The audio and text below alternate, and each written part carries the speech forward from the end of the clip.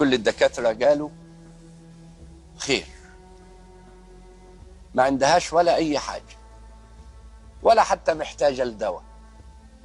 ما احنا عارفين شهر مارس والهوا، شوية برد ما يستاهلوش، والسن برضه ما تنساهوش.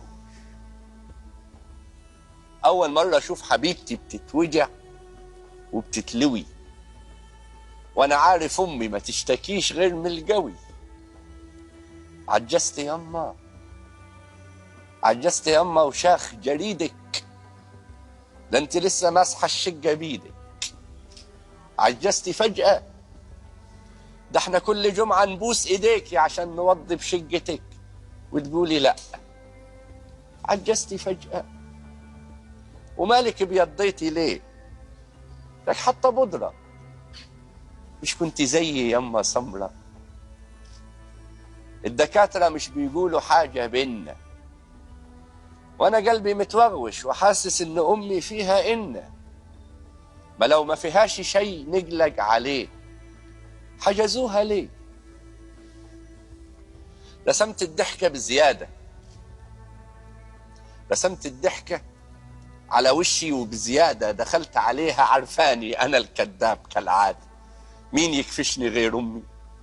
مين يكفشني غير أمي اللي خبزاني وعجناني وخالعة بيدها أسناني؟ فعرفت بس من صوتي إنها شهادة، وشهدت يجي 100 مرة. ساعتها كل إحساس اللي كان مكبوت طلع بره، وهاجت ذكريات عبت عينيا دموع، وإحساس الطريق اللي ملهش رجوع حاولت أخدعها واستهبل. بقالك عمر بتمثل وهي معيشاك في الدور، وصدقت إنها بتتخم. يا راجل خلي عندك دم، دي حافظة عينيك وتقاطيعك وتهتهتك وألاعيبك، مش هاين عليك الويل. عايزها منين تجيب لك حيل عشان ما يبانش في عينيها العذاب والهم؟ يا راجل خلي عندك دم.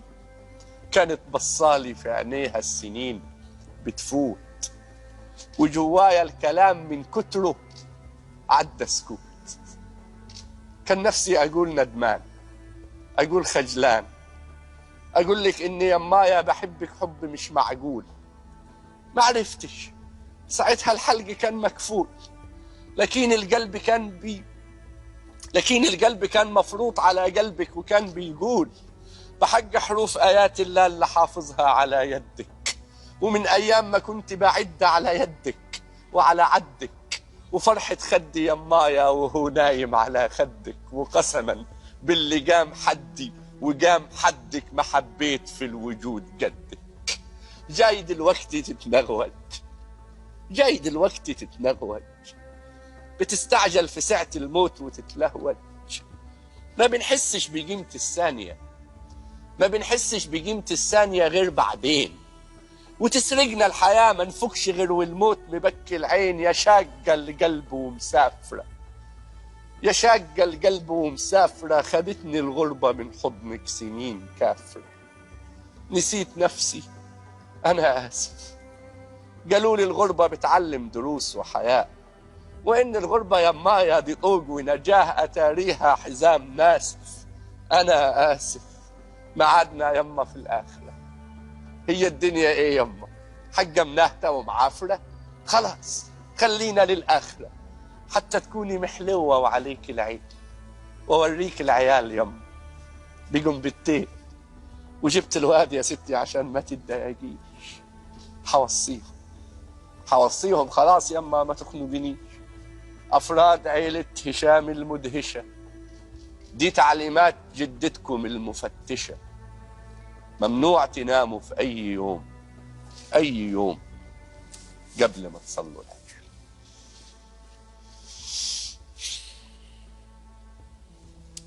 الله يرحمه. الله يرحمه رحمة الله.